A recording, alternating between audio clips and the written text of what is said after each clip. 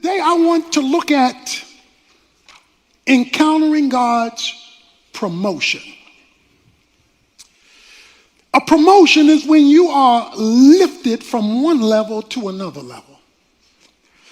Many of you know what it is to be promoted in your job, or to be promoted in your experience, or to be promoted from the JV to the varsity team, to go through things that lift you to a higher level. In our story today from Daniel chapter 3, a promotion is going to take place. Meshach, Shadrach, and Abednego, they are going to experience a promotion. But it will not come without a trial. They're going to encounter God in a bad situation. Now, some of the things I am going to say from this passage will not feel right and will not be comfortable. But that's okay, because the more uncomfortable it is, the better possibility for a divine encounter. Let's start with the backdrop of the story. Meshach, Shadrach, and Abednego find themselves working in a secular culture. They're in Babylon. Babylon is an evil, pagan, and idolatrous country. Because of Israel's sin, God told Babylon to invade Israel, and they brought out many of the young people back into Babylon to live and to work. Daniel, along with the 3 Hebrew boys, are part of the group that was brought from Israel to Babylon, and now they have to live their life and do their work in a non-Christian environment. Many of you tomorrow will go to work in a pagan environment, where the people you work for and the people you work with do not share your Christian worldview. They do not believe what you believe. They do not act like you act. They do not walk like you walk. They do not talk like you talk. But that's the world you live in, because you have to provide for yourself, for your family, and you will find yourself in an unrighteous environment. That was the 3 Hebrew boys. They found themselves working for the federal government because they were administrators in the regime of Nebuchadnezzar, who was the governing head of Babylon. So they were government employees working for a pagan government. They were sent to a Babylonian school, it says in chapter 1. It says that they were indoctrinated with Babylonian thinking. It says they were even given a Babylonian name after the name of a Babylonian god. So the culture was trying to de-Israelize them and pro-Babylonize them, trying to take their mindset from the rearing of their faith to the raising of the culture. And so you and I, like the 3 Hebrew boys, are caught in a cultural tension. How we were raised and what we're taught to believe, and where we have to live and earn our money. Where we have to live and function, or the people we have to be around, because that's the nature of the job in which we're situated. How do you be Christian when the environment you're in doesn't support your Christianity? So that's the situation, that's the circumstance that they find themselves in. Well, something happens in the beginning of the chapter 3. Nebuchadnezzar, the head of Babylon, develops a theo-ego. Theo is God. Ego is your mindset. He developed a God mentality. He deified himself. It goes on to say, in the first 9 verses, you'll see 7 times discussion about this image he built to himself. He builds a statue to honor him, 90 feet tall and 9 feet wide. He not only builds a statue, he comes up with a law The law says that everybody is supposed to bow to the statue of Nebuchadnezzar. He calls all of his leaders together and he says, I want you all to bow. And then he gives a warning in verse 6. Whoever does not fall down and worship shall immediately be cast into the midst of a furnace of blazing fire. Okay, watch this. Now, the issue boils around one thing. Who you gonna worship? It says he built a statue and he says you are to worship before the statue. At the heart of the Bible, from Genesis to Revelation, is this issue of idolatry. For those who may not remember the definition of an idol is any noun, person, place, thing, or thought that becomes your source. So any person, place, thing, or thought that becomes your source has now become your God. Anything that competes with the God of the Bible as the thing you ultimately look to as your source is your God, no matter whether you call it your God or not. You and I live in a culture that not only wants our work, they want our worship. Because they often ask us to compromise biblical values in order to be accepted or in order to be promoted. So Shadrach, Meshach, and Abednego found themselves in a dilemma, and their career was on the line. While all of this is taking place, racism reared its ugly head. A racial dilemma takes place because verse 8 says, for this reason at that time certain Chaldeans came forth and brought charges against the Jews. So some Babylonians brought charges against the Jews. They didn't like the Jews. They didn't want the Jews working at the company. And the reason they didn't like the Jews is, one, they were Jewish, and two, they brought their faith to work. See, they knew they were followers of God. So let me ask you a question. If you were accused of being a Christian on your job, would there be enough evidence to convict you? Or would you be found innocent of all charges? Because your faith is very vague. You know it, but nobody else does. They were clearly followers of God, and they were Jewish. They could not condemn them because of their work, so they had to condemn them because of their faith. So these three Hebrew boys find themselves on a horn of dilemma because now the Babylonians who work with them, their co-workers, come and say and play politics. You know how politics is in the office. They come and play politics. They said, oh, Nebuchadnezzar, you got these Jewish guys here and they won't bow. Oh, they come to work, they do their job, but you told them to bow to the company. And they're not bowing to the company. They're not submitting to the authority of the company. So Nebuchadnezzar, when he finds out this minority group would not bow, he said, bring them here. Verse 13, bring me Shadrach and Abednego here.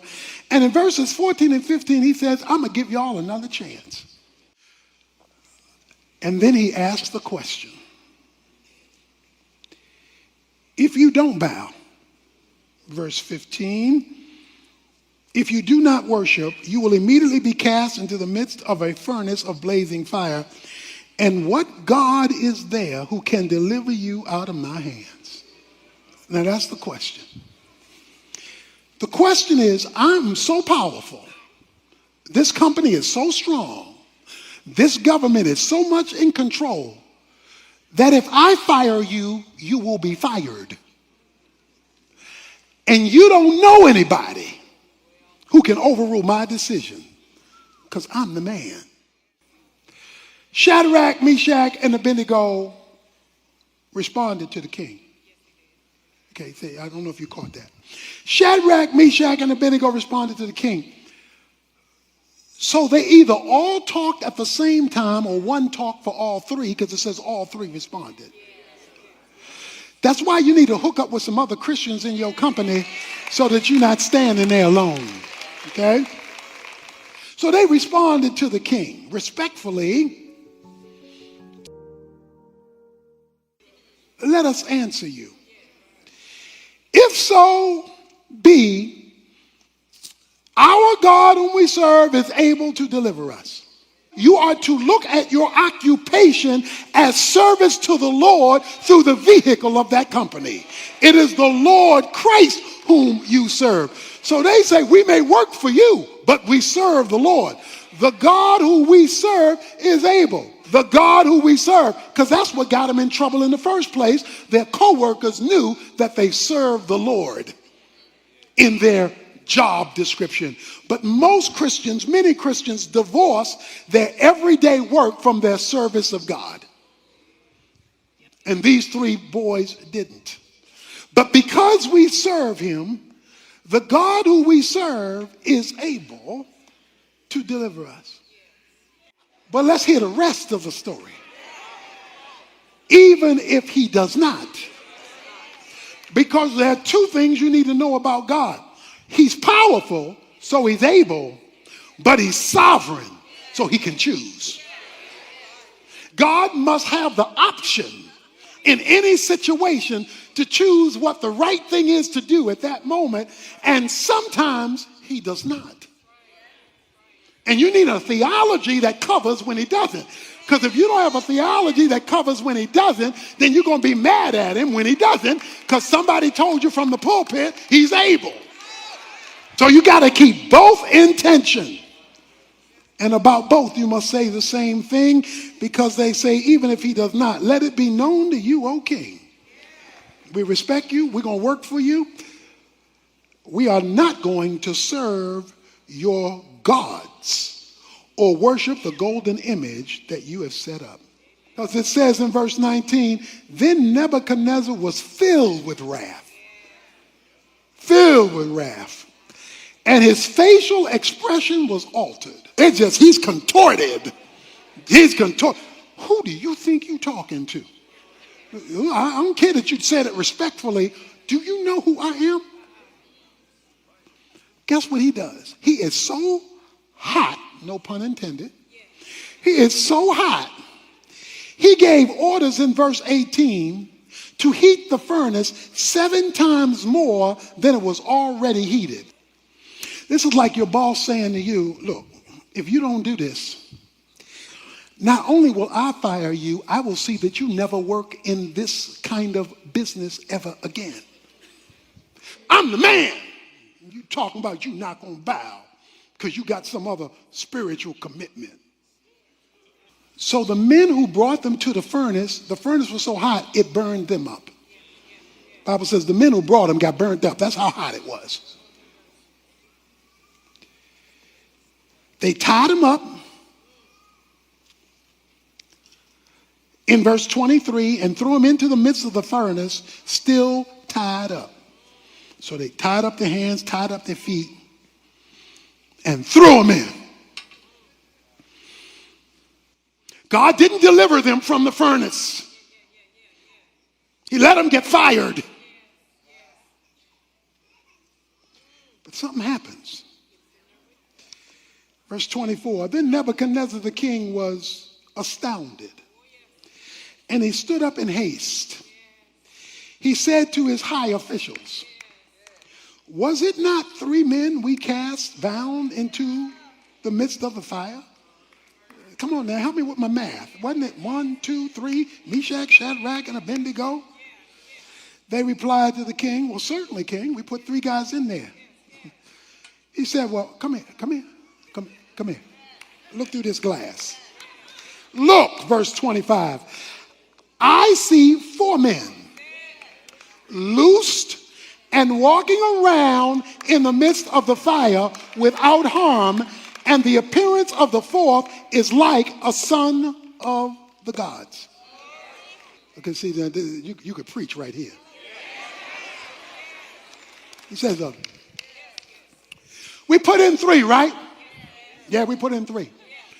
Well, how come? And we tied them up, right? Yeah, we tied them up. Okay. Well, why am I seeing 4? So if we put in 3, Why for? And how they walking around when we tied them up. No, nobody burnt, nobody. Okay, watch this. Sometimes when God wants to give you an encounter with him, sometimes he takes you out of it. Sometimes he delivers you from it. Sometimes you don't have to worry about it. But sometimes he wants to take you through it or join you in it, not deliver you from it. Sometimes he wants you to see what it's like when you're in the fire and not being burned by the fire. You're in the bad situation at work and he's working right beside you. He says, I see four, and the fourth one I see looks like somebody straight from heaven. Sometimes heaven wants to join you in a bad situation without taking you out of it. He just gonna join you in it. But whether he takes you from it or joins you in it, you have an encounter with the living God, because you're supposed to be all shook up, all tied up, all screaming and hollering and worried and depressed. And here you are walking around the fire. Here you are strutting around the fire. Here you are moving around the fire. They messing with you at work and you still walking. They criticizing you at work and you still praising. They making it hard for you and you still getting it on. Why? Because you know you're not by yourself. Because sometimes he wants you to see what it's like when you're in the fire with the Lord.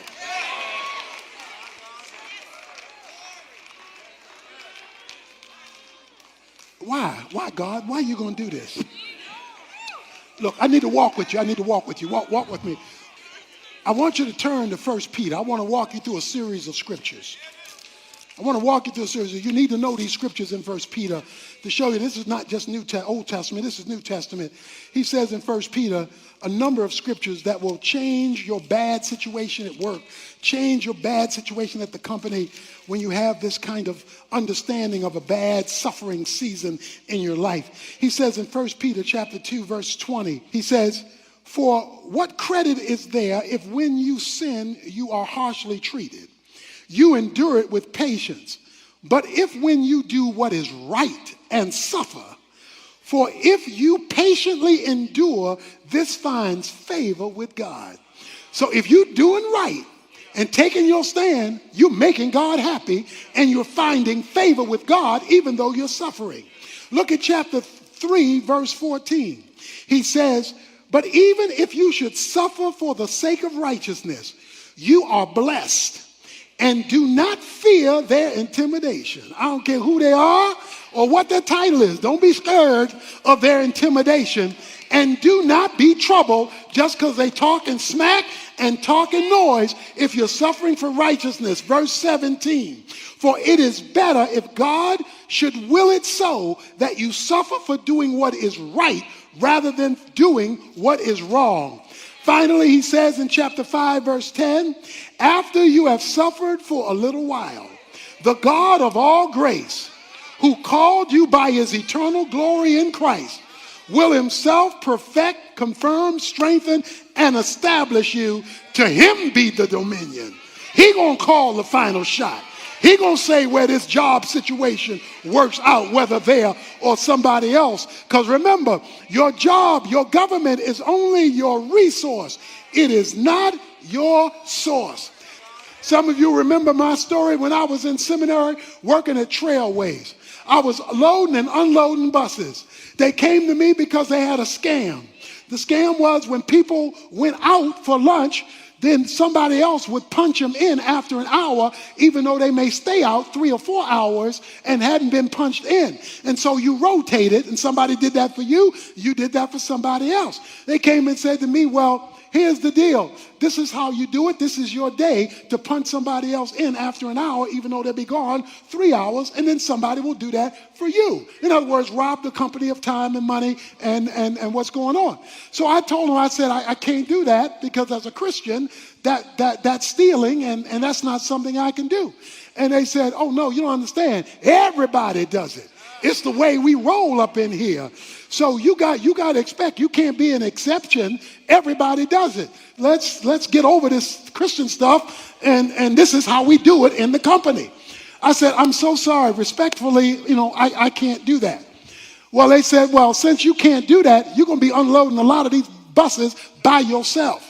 When the buses came in, I wound up having to unload a lot of them by myself because they wouldn't help me because I didn't conform to what they were asking me to do that was clearly unbiblical with the company. This went on for weeks and weeks and weeks. I'm discouraged, I'm depressed, and I had that same attitude that we all have sometimes. God, why are you letting this happen to me when I'm trying to be fair to you? A number of months later, I got a call. The call-in was to come to the owner's office or the manager's office for Trailways. I went in the manager's office. He said to me, we've been having a night supervisor come around at night to see what was going on with the night shift. We are very aware of this scheme that they're doing of punching people in when they really haven't come back. We're also aware that you were not a participant. So what we would like to do is make you manager of the whole shift. Now, I didn't know somebody was watching. I didn't know there was a fourth person in the fire. I didn't know that something else was going on.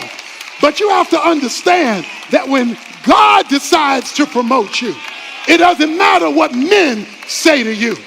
So it's time for us to take a stand. A man was on an island one day, and he got shipwrecked on this island, and nobody was there. He was out there by himself, and he wondered, well, how was he going to survive on this island? He put some sticks together to make a little hut to keep him away from the inclement weather, and he got in that hut. But through a series of events, the hut caught on fire. So the hut is on fire. He's on this isolated island. A few days later, a boat comes to deliver him from the island. He said, well, how?